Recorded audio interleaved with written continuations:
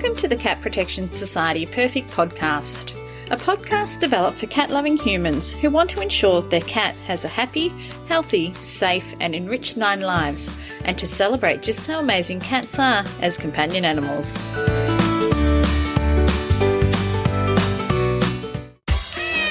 Are you considering welcoming a cat or kitten in need into your heart and home?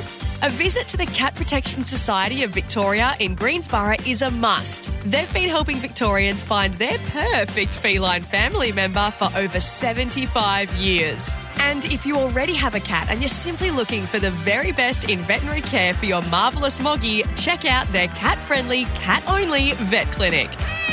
To learn more, visit catprotection.com.au. Welcome to the Purrfect Podcast.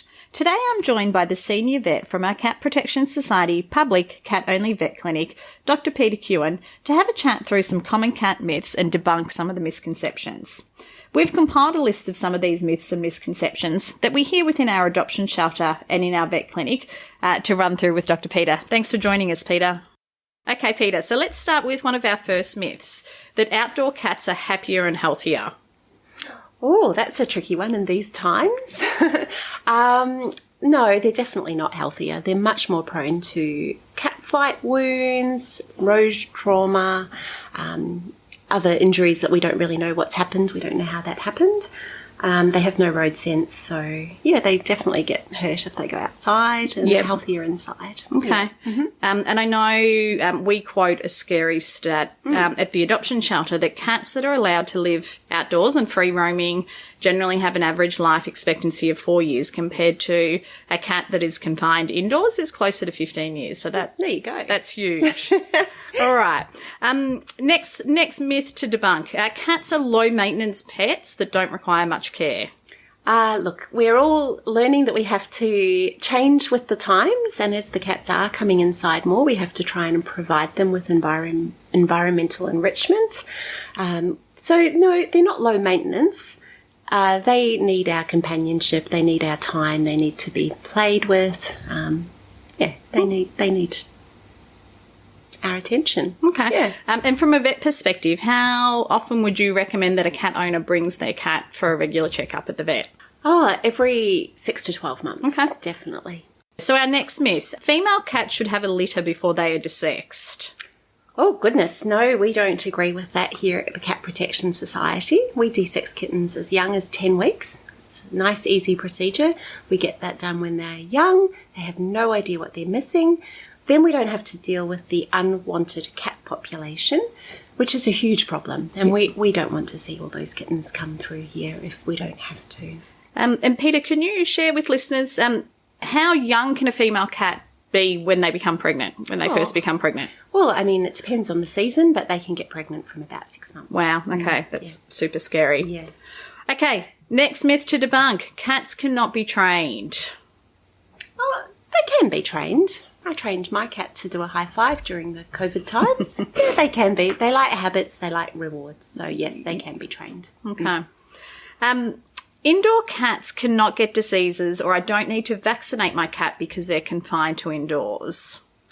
Well, I guess some of the diseases that we vaccinate for are airborne, so we do recommend it. And if you ever have any visitors to your home, whether they're 2-legged or 4-legged, they can bring in disease with them.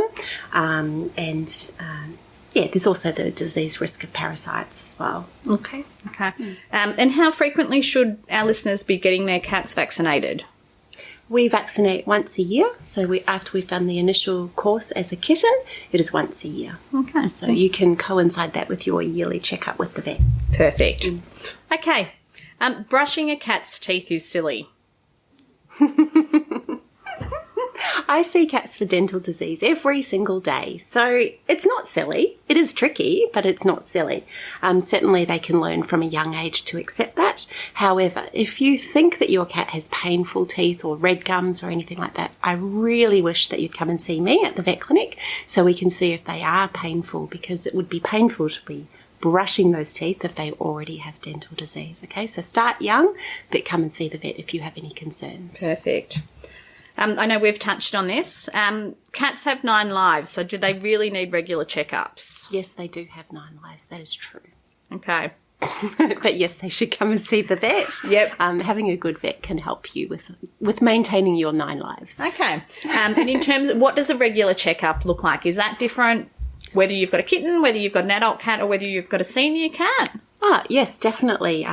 We probably do a little bit more of an involved checkup as they get older. Often we're talking about doing blood tests to look for those sort of organ changes that we can't see on the outside. And a young kitten, we might talk to you about those things we've already discussed, like desexing, dental care, diet, that sort of thing. Nutrition, not diet. Yeah. Okay. I don't need to exercise my cat is another myth that we hear a little bit in the shelter and at the clinic here. Thoughts? So as we're encouraging them to live indoors, we have to think about ways to help them with their exercise, just as much as nutrition. So, don't overfeed them and try and get them moving. Your best chances of doing exercise in cats are at dawn and dusk when they're most active. We've got to try and encourage them to play with toys that they can run and hide and pounce and sort of pretend that they're hunting. Some cats like to go for a walk on a lead. I'm not sure all do, and I think that they probably need to start from a young age. So every cat's an individual, and I think you've really got to pay attention to what suits the cat. Okay. Next myth. Without whiskers, does my cat lose all sense of balance? I don't think so. I've never really tested it. Healthy cats do have an amazing balance. So, yeah with or without whiskers. Nice, quite nice to watch them balancing along a ledge. Yeah. But no, I don't know about it. Let's not find out. Yes. Yeah, let's not find out. Yeah, good one. Yeah. Can I feed my cats milk? They don't need milk. It's definitely not required. That's a myth that's been going on around for a long time. Yep. Yeah, they don't need it. Okay. I know there are products for sale, but once they've finished kittenhood, water is what they need. Okay. Mm-hmm. And if there are listeners that are feeding their cats just a common dairy milk, what would be your advice? You don't need to, but if you are, you probably would want to get one without the lactose, which is one of the kitten milks that they sell at the supermarket.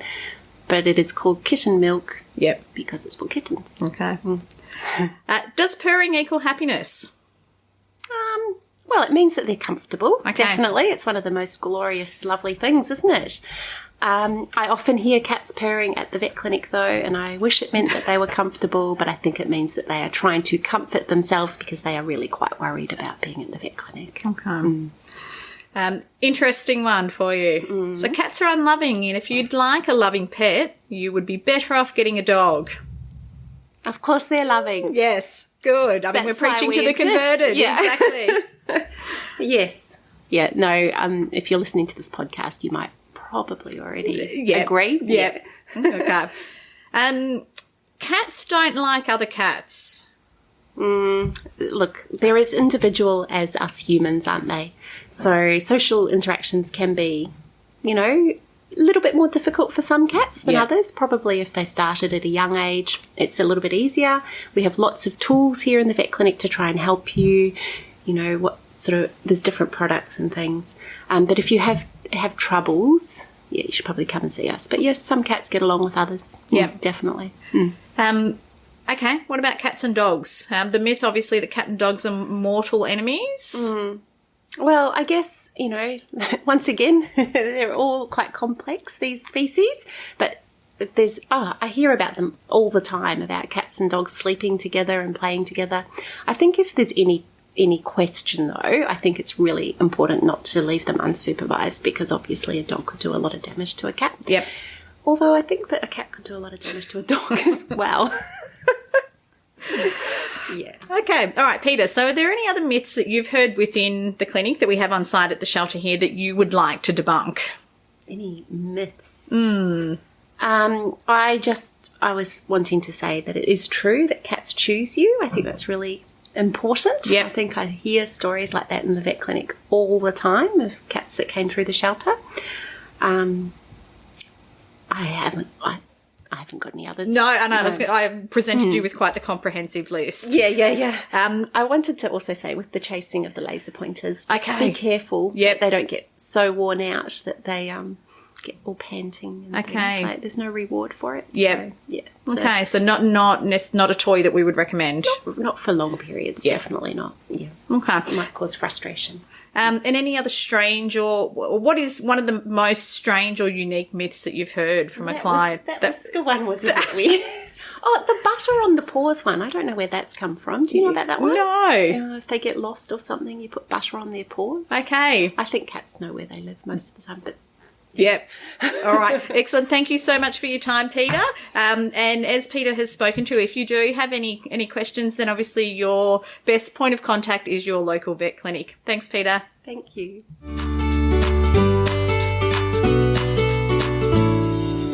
Thank you for listening to another episode of the Cat Protection Society Purrfect Podcast. Make sure you subscribe to the show in your podcast app so you don't miss an episode. And we'd love if you can share this podcast with any friends, family or colleagues who all love things cats. In the meantime, you can visit our website at www.catprotection.com.au.